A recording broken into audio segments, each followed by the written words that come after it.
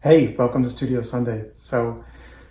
A few weeks back, maybe a month ago, I showed you the sketchbooks that I had picked up at conventions over the last few years.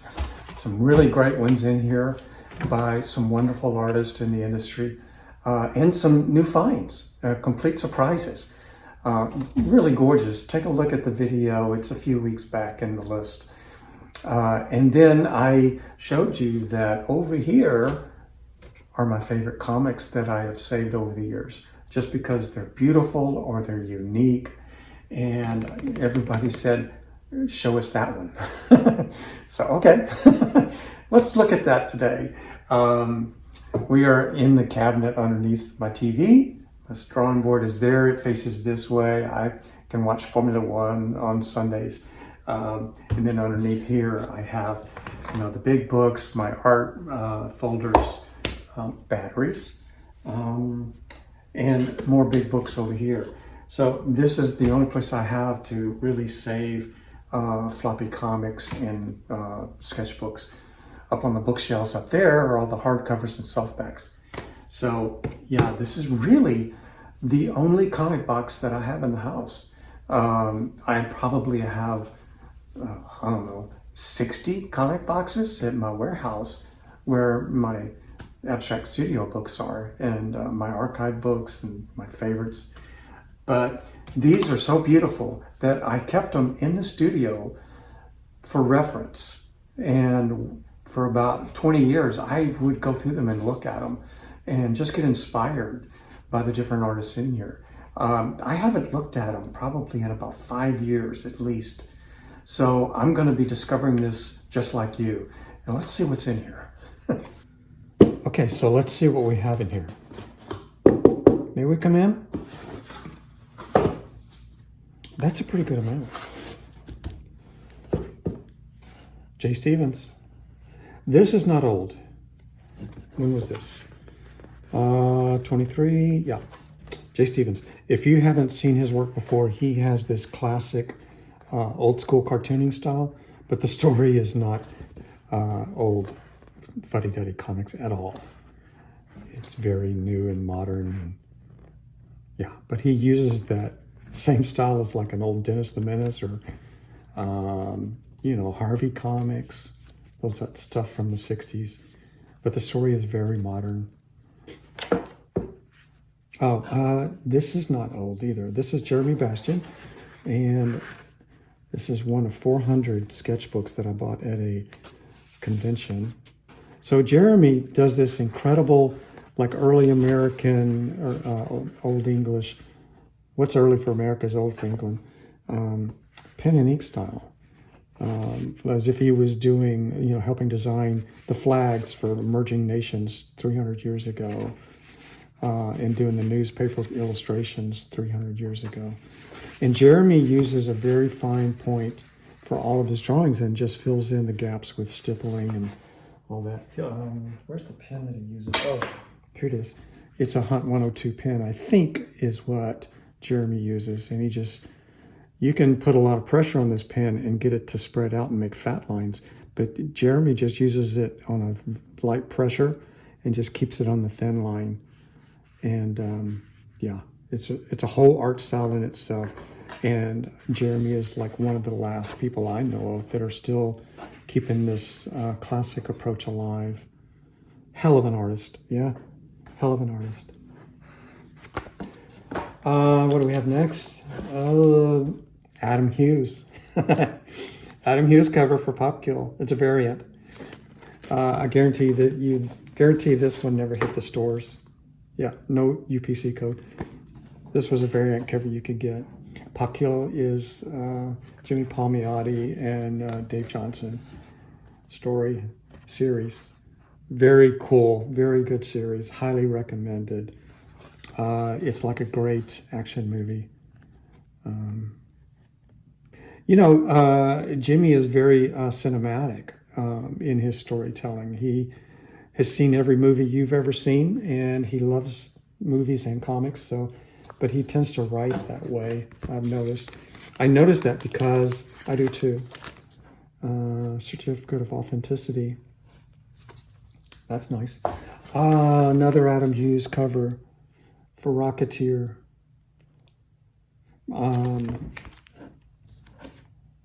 And the stuff that went, the little bling that went with it. Shall we open it up? Yes. Let's open it. Because I don't remember what this is. Is it a reprint or of the original? No, this is New Stories. The first one, Amelia, is drawn by Adam. Who else was the other artist? I want to give artists their chops. Jay Lee. So yeah.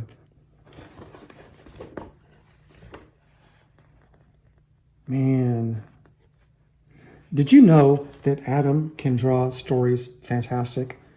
I mean, you've probably, especially if you're young, you've probably only seen the covers and pinups.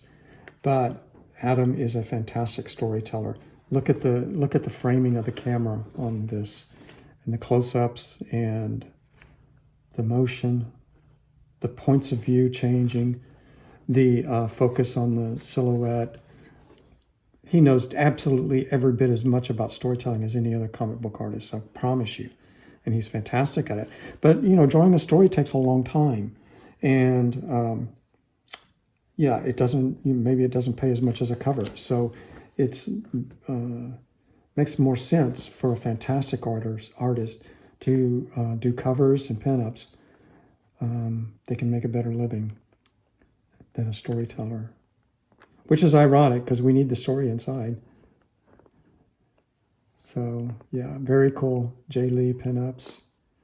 Gabriel Rodriguez.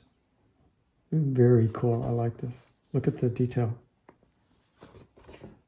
And there's the genius himself, the man that we all admire, the creator of Rocketeer, Dave Stevens. Quite a story there. Check it out. Painkiller Jane. I told you, Jimmy is a fantastic storyteller.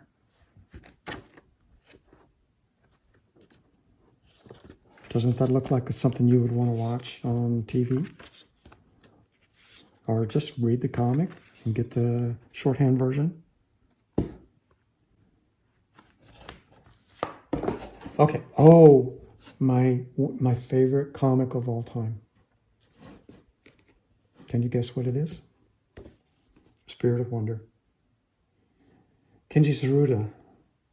This is the most charming, brilliant story I've ever read. And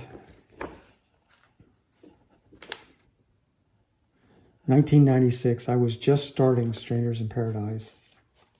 Really, just in the beginning of it.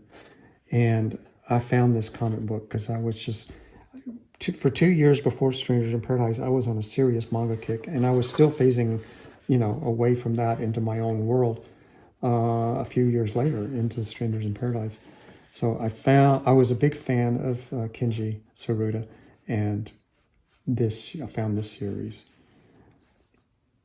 And I just fell in love. Miss China runs a hotel, and the old man upstairs is an inventor, and there's his apprentice. And that's all Kenji needed to make a fantastic story. God is charming. And his art is just, you fall in love with the characters. Who would not fall in love with Miss China, right? She calls herself China. Here she is waking up. Isn't that cute? She's all disheveled, and it's just charming. And so many expressions out of the simple manga style. So many expressions.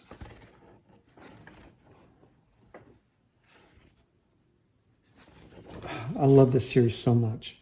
Let's see, how many issues do I have? 1, 2 of 5. I bet I have them all. 3 of 5. 4 of 5. Yep, 5 of 5. And I also have the collected book on the shelf up there. But these are the comics that Dark Horse put out. Thank you, Dark Horse. Thank you so much for giving America, helping America get manga. Um, Dark Horse was one of the first publishers to bring it in, and man, I took advantage of that. Gen 13, number 1, Adam Hughes cover.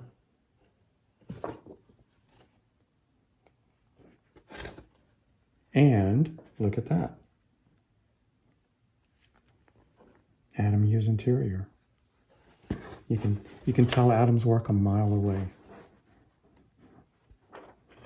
even without your glasses on.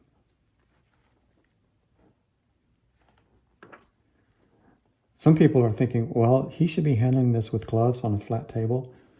No, he shouldn't. He should be looking through them and reading them and enjoying them. Look at that panel. Huh. Yeah, very cool. Where's the UPC? Pandemic painted by Kreav. Oh, I bet these go together.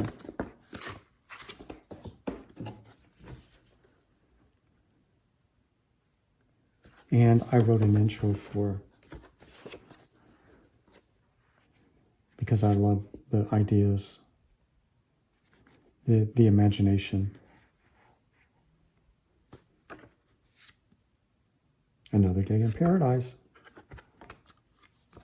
Huh. Oh, Charles Vess.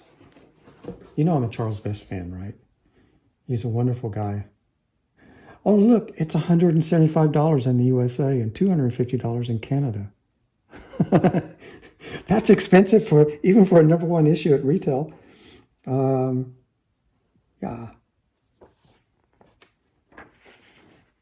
This is from 1987. I guess comics were more expensive back then. Let's stop complaining about the $5 comic book. Look at this. The lights and shadows. At 1987, Charles is only a few years away from when he and Bernie Wrightson and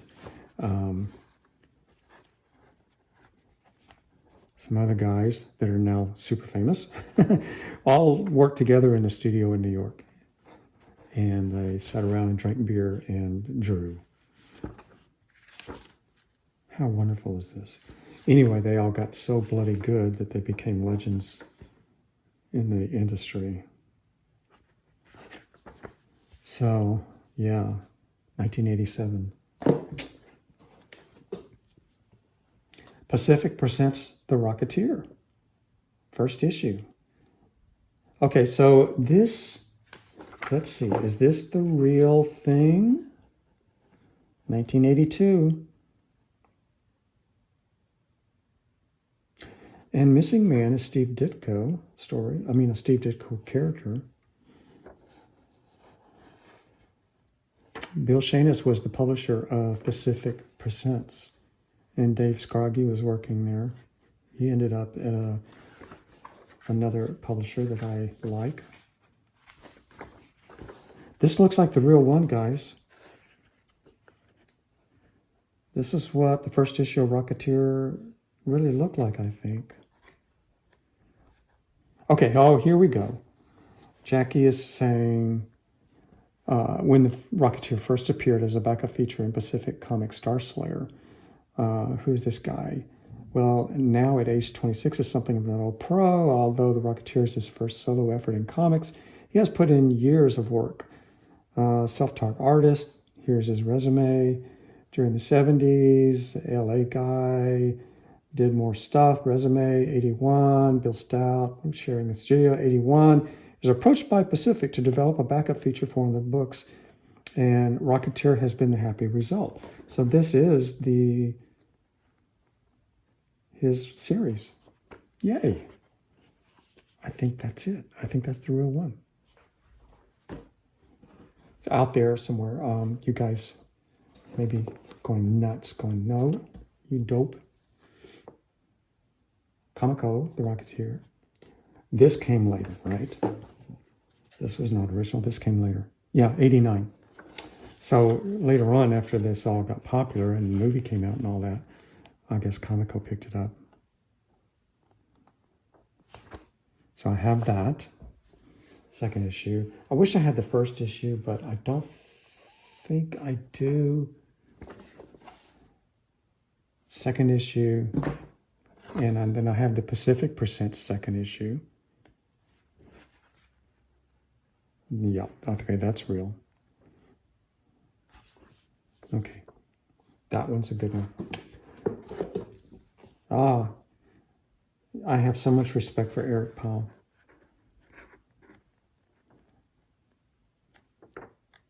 I love his style. I love his approach. And the guy, he's a 2007. He is full of talent, and I think the Goon is his alter ego. Ex Machina. Ex Machina. Ex Machina. Tony Harris, a wonderful artist.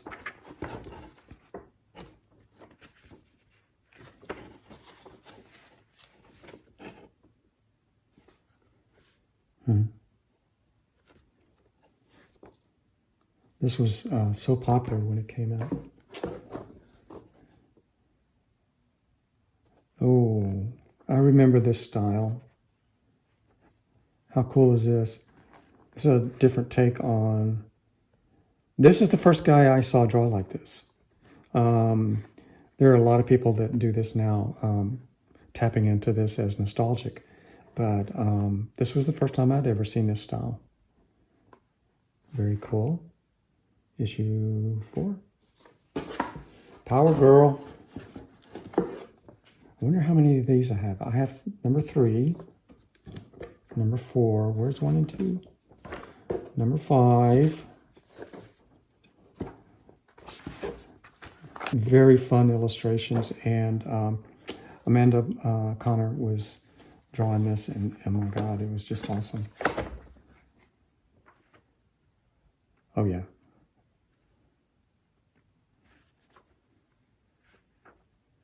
A lot of work went into these pages, Amanda.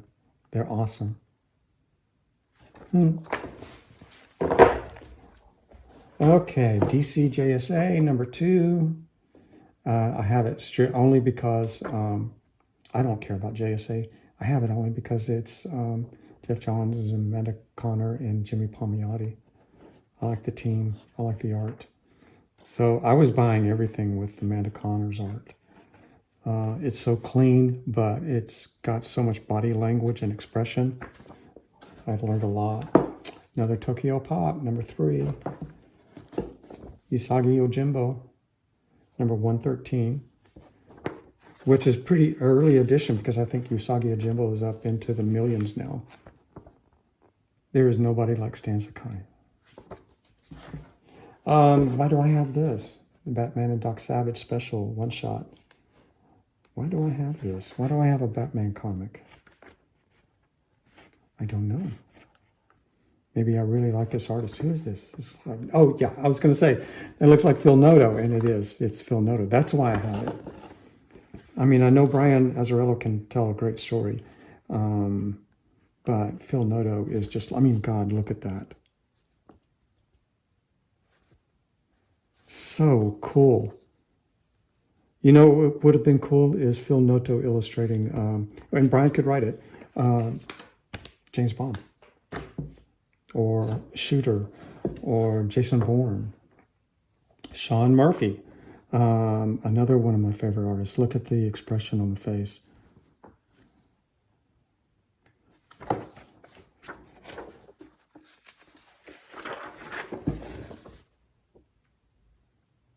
God, so much dynamic in his story, in his illustration, his story illustration. Now, there you go. Look at that's what a good example right there. Okay, the thing says on the top of the page, an airplane engine blows up. Isn't that a great way to handle that? How many people would have had some other smaller panel, like right here or whatever? That's a fantastic layout. And you can see everything happening. This horizontal scheme for the 2-page layout is to show that, keep you going in that descending, we're going down, we're going down, we're going down, we're going down. And what do you think? Do you think they're going to go off? It's a cliffhanger. Are they going to go off the cliff? Oh, just barely made it. Tell other people what to do. Well, this is just as American Vampire. This is just as relevant as ever. Joe the Barbarian, another Sean Murphy. Look, that kid's face. Very cute. Look at the hair and all that. All the ornaments and gadgets and stuff.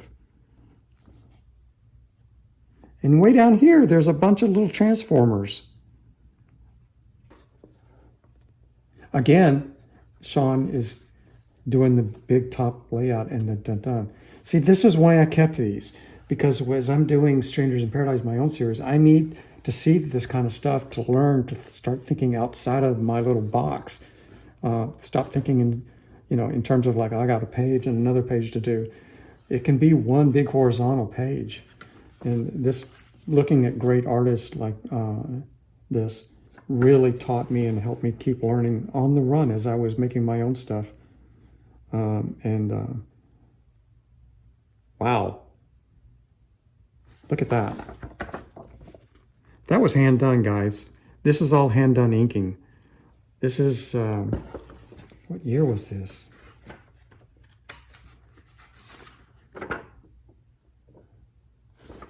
Okay, if it's not up front, maybe it's in the back. 2011. So this is 2011. And you do things by hand back then. There is no iPad drawing. Great stuff. Hero Bear, you know I'm a huge fan of Mike Conkle. Classic animation style. This man could work at any animation house in the world. Great body language, movement, motion, expressions, everything you want out of a great cartoonist. Mike Conkle. The Art of Mooka. How cool is this? Issue 1.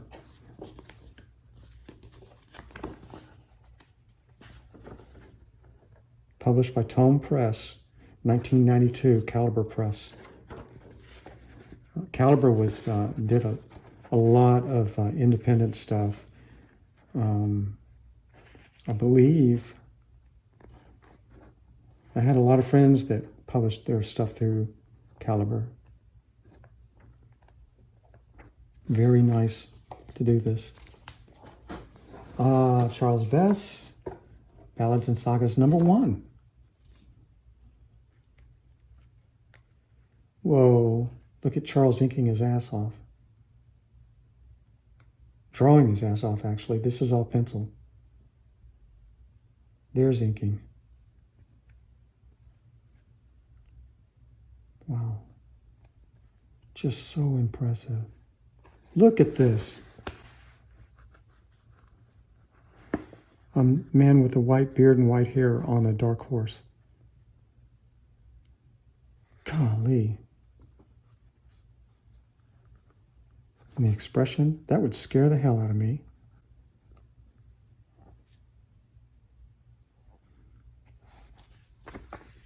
Yeah. Power Rangers. I have this one because my son wrote a short story and I drew it. Moore. That's not Alan Moore. That's Terry Moore and his son, the other Moore. I won't give his name away because he may want to just stay private these days. But we're in here. Yeah. Very cool. Power Rangers. Oh, look. Black Terror. Dan Brereton. Chuck Dixon. Bo Smith. Yeah. I remembered right. From Eclipse Comics. Look at that. Dan Brereton. You catch these guys in the beginning of their career when they're so inspired. This is 1990. And they're working their butt off. They're just doing everything they can to make the best illustrations possible. Oh, I fell in love with this actress in this story. Dan drew her so intoxicating. I don't know who she looked like, but I mean, she had her own look. And I have to tell you, in 1990, this is before Stranger in Paradise, I saw this character and she helped inspire Darcy Parker in Strangers in Paradise. Yeah, that's a fact. Just unbelievably cool. Look at that. This is hand-painted watercolors, guys. This is not Photoshop or digital brushes. That's a man with watercolors and a brush who knows what he's doing. Imagine that. You have to go all the way back to 1990 to kind of see comics like this.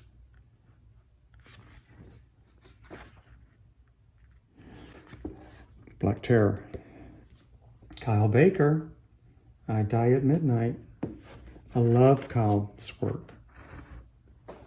Cartoony, but incredibly expressive. More like animation storyboards. Just brilliant. Everybody adored Kyle Baker's work when it was coming out in comics. Yeah, very cool. The Pro, Garth Ennis, Amanda Conner, Paul Mounts, Jimmy Palmiotti. That sounds like an award-winning team to me. Oh, this has one of the most unique sex scenes in all of comics. Yeah. I'm not going to show it to you. You have to go find it and buy the reprint. This is the original. Oh, this is cool. Abby and Slats, Rayburn Van Buren. This was a reprint by, who did this? Thank you for doing this, somebody. Who did this? Ken Pierce. Oh, so it's a private publication. And this collects an old comic strip from the 30s, 40s, 1937. Yeah, so I liked it because look at the illustration. This guy was a super illustrator in the mid 20th century, early 20th century.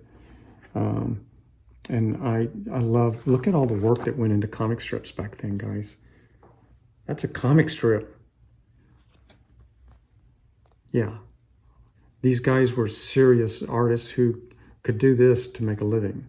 And so when they drew, I mean, good Lord, that's a little panel. You didn't have to draw all that. We could have taken some quicker way out, but they did it. But this is also comic strips back then in the newspapers. Newspapers had big sales. In 1930s, newspaper was the entire internet. So a comic strip would be seen by everybody in America, basically. So it was worth the trouble for these guys. Danger Girl, Volume 3. And you know I am a huge Jeff Campbell fan. Yeah. Alan Grant, Batman and Demon. And I have this not because I care deeply about Batman's future, but because the art was so beautiful. Jim Murray.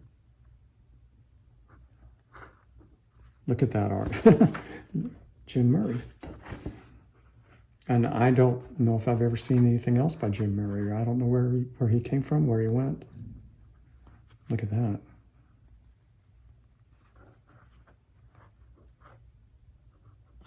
Wonderful scenes. Oh, and look, this is where before Batman quit drinking.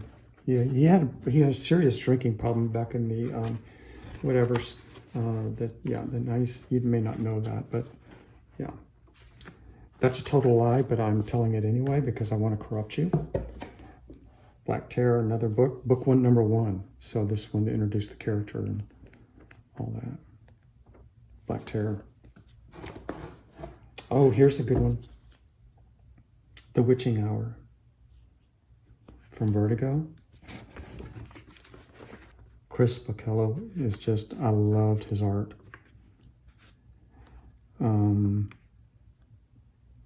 probably discovered him when Death, the High Cost of Living came out. And then I followed him from then on. And yeah, such a unique style. So clean, but so expressive and so beautiful. I mean, look how simple the face is rendered, but it has all, you can just picture everything. I mean, it's just perfect. And the silhouette, just a master at illustration. So I have The Witching Hour, I've got them all. 1, 2, 3. Cool. More Ballads and Sagas, because I love Charles Vess. DC Comics presents Green Lantern.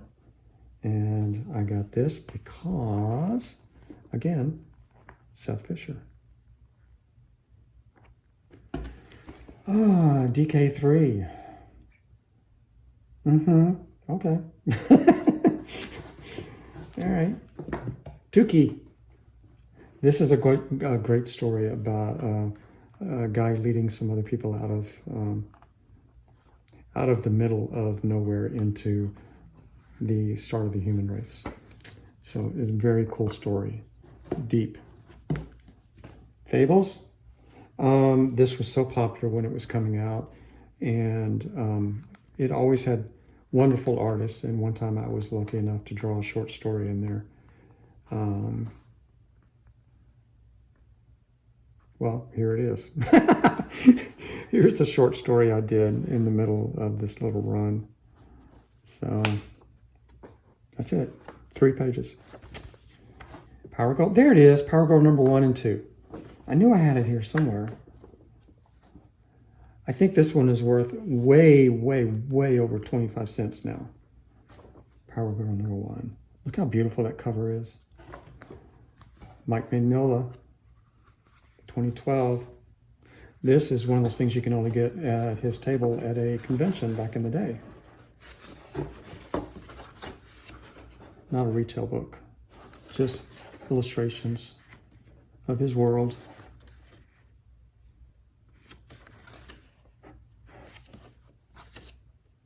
Witchfinder. Such an imagination, yeah? In edition of 1000, this is number 240.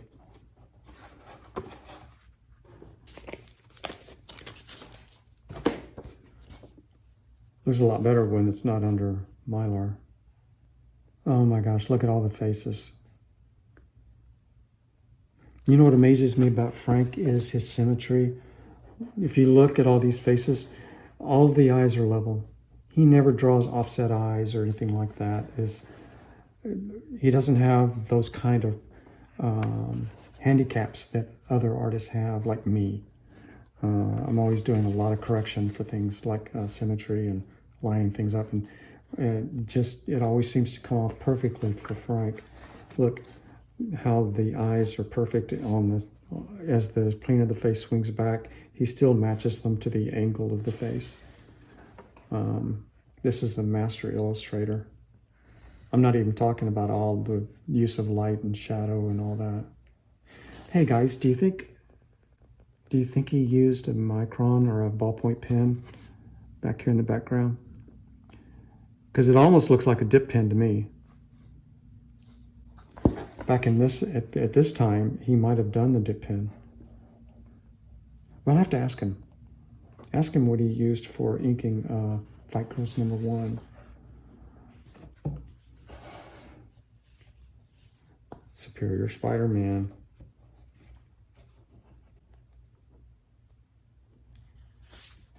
Good art. Daredevil, Mark Waid. Chris Samney. Mark Waid Daredevil. Thank you, Mark. Look at this. I think, do I have them all? Yes. I think I have all the Rassles, the comics. How cool is that? Take an object and use it to shoot through dimensions and time, and good luck getting your ass back to where you started. Tom Snigoski. He's a really funny guy, a writer who, whoops, sorry, I just spent all my Priceless Comics. Wrote this. What else do we have here? Darwyn Cooke, solo. What a great style. Again, another artist with a classic illustration cartooning style. Obviously, you can tell they blend. He could do many styles. And he used it to tell very modern stories. So, yeah, don't let the cartooning fool you guys. This is edgy stuff and extremely well told. Man, I love Darwyn's work.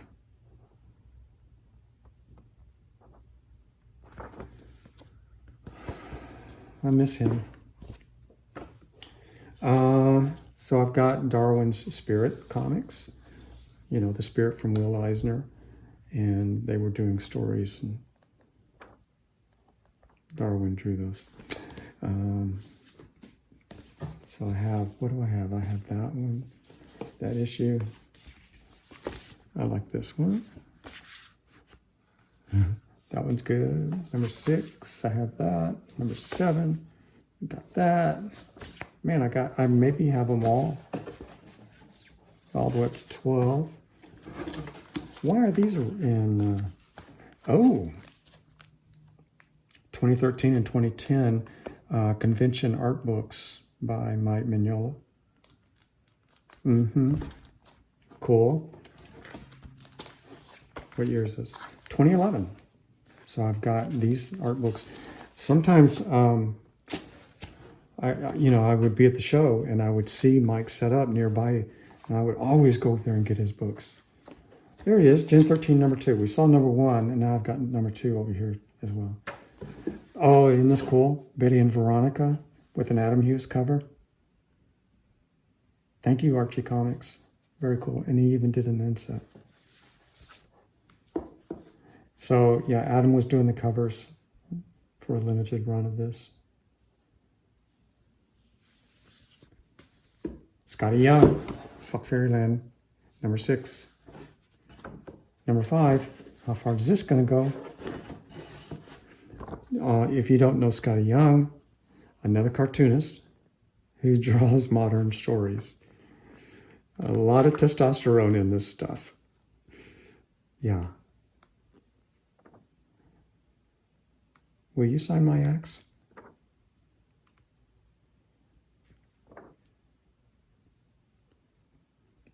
Yeah. That's all the gaming board for her. Yeah. Scotty, he needs no introduction. The man is a legend, and I absolutely adore his work. And I'm so impressed by how he has navigated and handled his fame.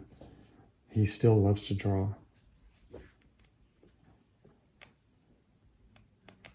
Paper Girls.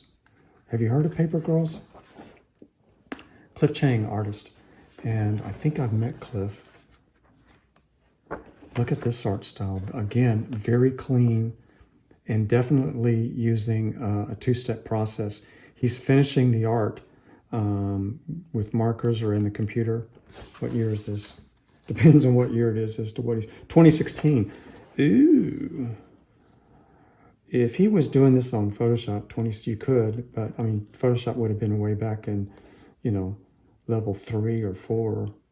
You really had to know what you're doing. Maybe he wasn't using Photoshop. Maybe he's using a PC program.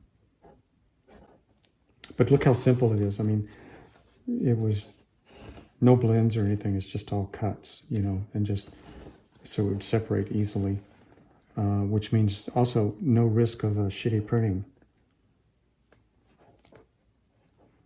So that's the kind of stuff you have to think about when you're looking at comics that are 20 years old. How are they made? The Republican. This is from a guy that I know, and yeah, he's a good writer. So I recommend this one. Yeah. Although you need to know it's in French. So if you can read French, highly recommended. Man, you need to put your glasses on to see this, the 3D glasses. And there they are. Does it work? Mike Allred is so creative. And the whole thing is in 3D. How cool is that? Is that making you dizzy? You have to put your glasses back on. So, yeah, that's what's in that box. I have other boxes in the warehouse, but that's for another day. Hope you enjoyed it.